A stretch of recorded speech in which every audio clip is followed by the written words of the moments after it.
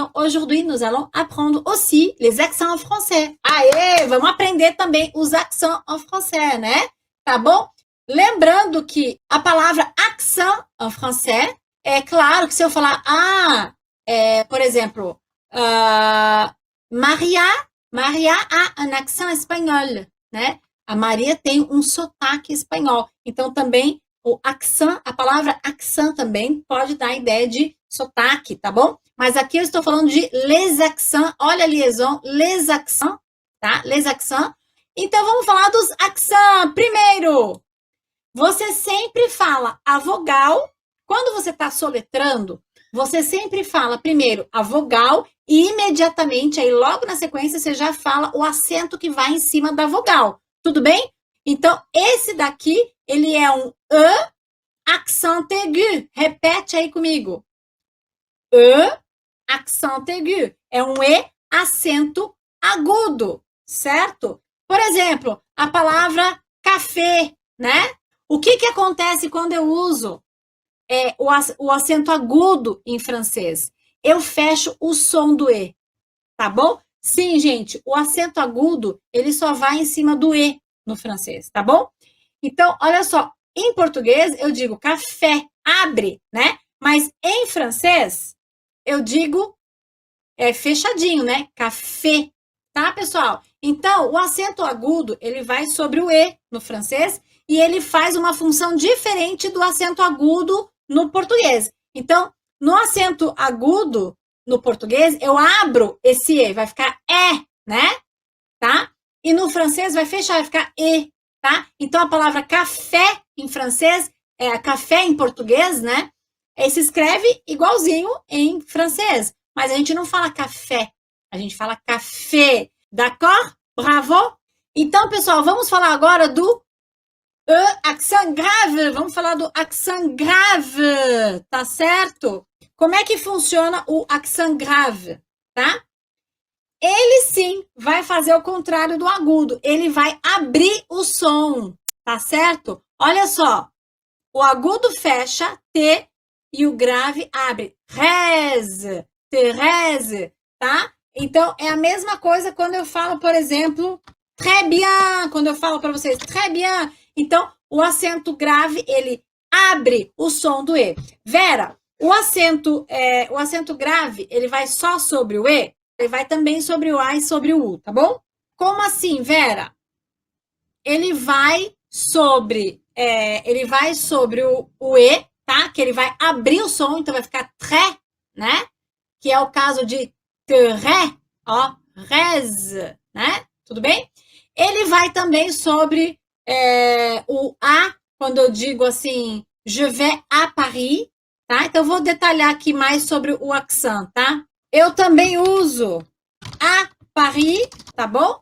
Nós já estudamos o verbo avoir. Vocês estão lembrados? Por quê?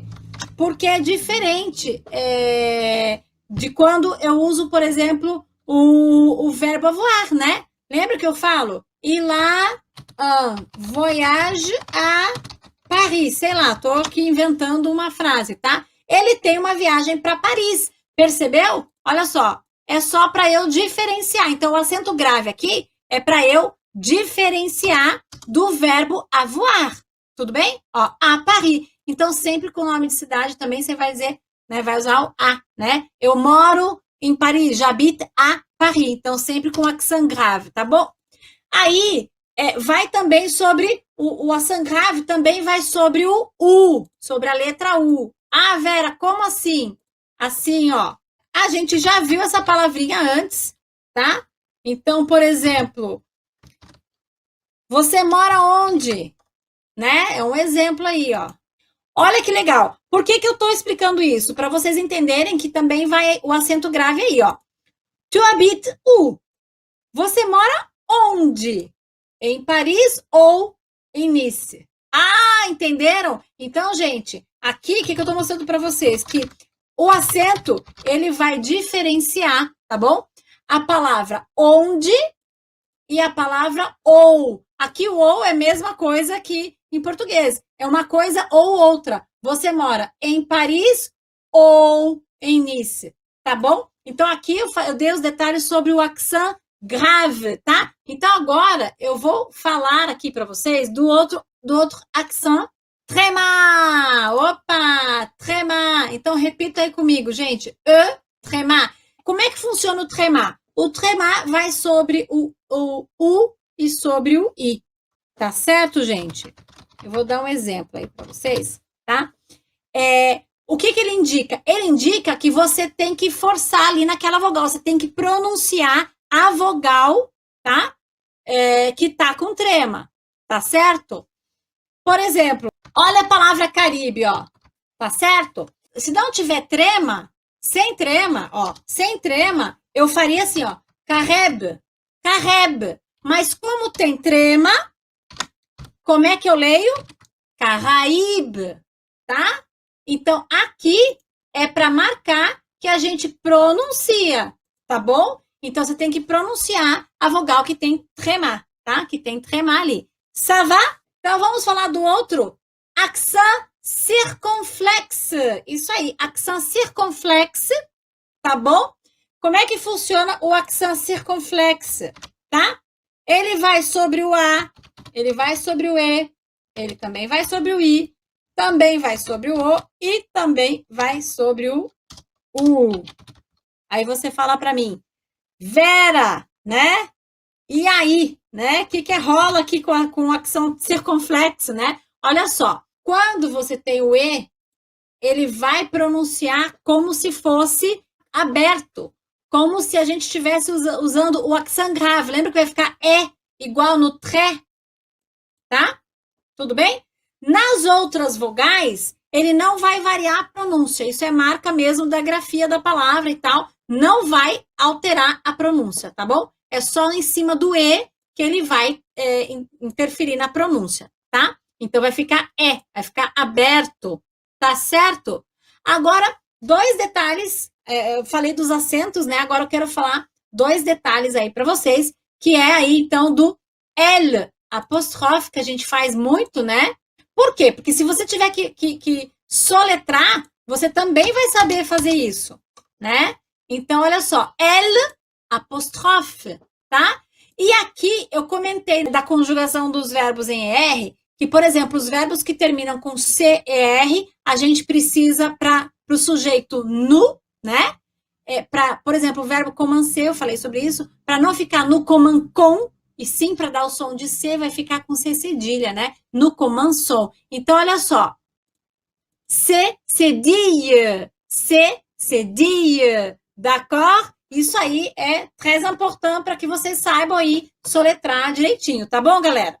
Então, vamos treinar aqui rapidinho, ó. Les accents, agora, attention à la prononciation. Para eu soletrar isso aqui, ó, o E com acento, eu vou falar E accent aigu, como café, tá? Lembrando que aí só vai sobre o E, tá bom?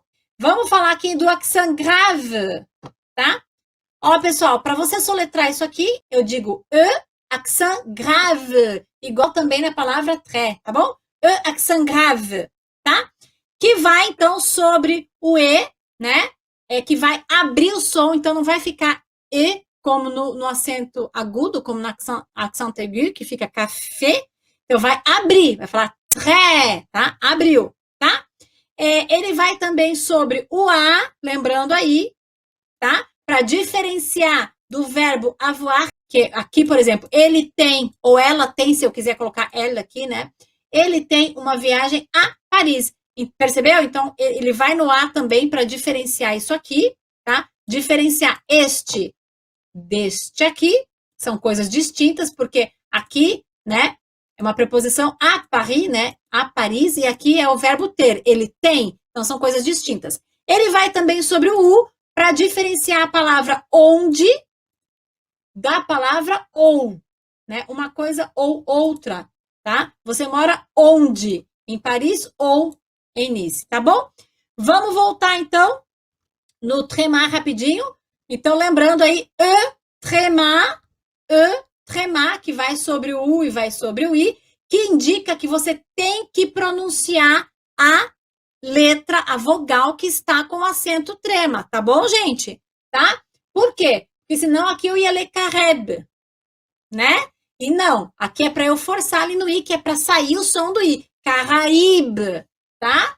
Accent circonflexe. Então, ó, se eu falar sobre o E, vou falar accent circonflexe. É isso que eu tô falando aqui, ó. Accent circonflexe. Então, aí, o acento circunflexo vai no A, vai no E, vai no I, e vai no O, e vai no U. Vai em todas as vogais, tá bom? Qual que é a diferença, Vera? Ele só vai mudar a pronúncia para o E, tá bom? Que vai ficar parecido com o tré, com acento grave. Nas outras vogais, ele não muda a pronúncia, tá bom? É a marca da grafia mesmo da palavra que tem aquele acento, mas não, tá? Não vai interferir na pronúncia. Não vai alterar ali, tá bom? Certo? Então, vamos falar agora só revisando L apóstrofe, né? Alguns nomes de pessoas têm o L apóstrofe junto, você já pode soletrar. E quando você for soletrar alguma outra coisa que tem L apóstrofe, um L apóstrofe, né? L apóstrofe e C, cedille, que é o caso lá que eu comentei para vocês que tem que ir, quando você conjuga para nu, verbos que terminam com CER, tem que colocar lá o C cedille, tá certo? Vamos lá, então, eu quero apresentar mais umas coisinhas para vocês. Ai, que a coisa vai esquentar agora, hein? Tá tranquilo, né? Então, vamos lá. Pour épeler, né? Para soletrar, certo? Eu quero fazer um treino com vocês. Então, olha só, quando eu tratei lá no diálogo do nome da prof, Marie-Thérèse, certo? Olha só, não basta você só saber pronunciar as letras. Claro que já é, né? Mas no caso desse nome, Marie-Thérèse, tem acentos, tem hífen, tem uma série de coisas, né? Então, aqui, a gente precisa saber como trabalhar, tá? Então, olha só o que vai acontecer aqui. Tcharam! Né? Então, para que a gente possa soletrar, olha só. Ah, eu já sei, Vera. M-A-R-I-E. Lembra do E fechadinho, né? Então, M-A-R-I-E, certo? Como é que eu falo hífen em francês? Ai, ai, ai. Treina comigo? Trait d'union. Isso aí, gente. Treina comigo. Trait d'union. Trait d'union, trait d'union, trait d'union, que é literalmente o traço de união, né? O traço de união é o hífen, tá bom? Então, quando você vai soletrar um nome que tenha hífen, você já sabe. Trait d'union, tá certo? Então, é super importante saber disso para quando você precisar se comunicar por telefone, né? Pessoalmente, você tem que explicar isso para a pessoa, como é que escreve determinada palavra, né? Determinado nome. E aí a gente continua. Olha só o que aconteceu aqui, ó. T-H. Opa! Lembra quando eu soletrei lá no diálogo? Então, olha o que aconteceu aqui. T, accent aigu.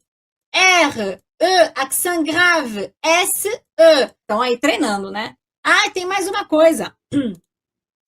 Quando você tiver um nome que tenha duas letras iguais, olha o que você pode fazer. Vocês já sabem o alfabeto, né? Então, falem aí comigo, ó. J, U, L, I, E. Olha o que eu tô fazendo. D, T, ou seja, dois T's e a letra E. Perceberam? Então, vou repetir, ó. J, U, L, I, E, D, T, dois T's, E. Então, você pode fazer isso quando você estiver soletrando em francês, tá bom? É uma dica aí bacana. Você pode, para você não falar TT, né?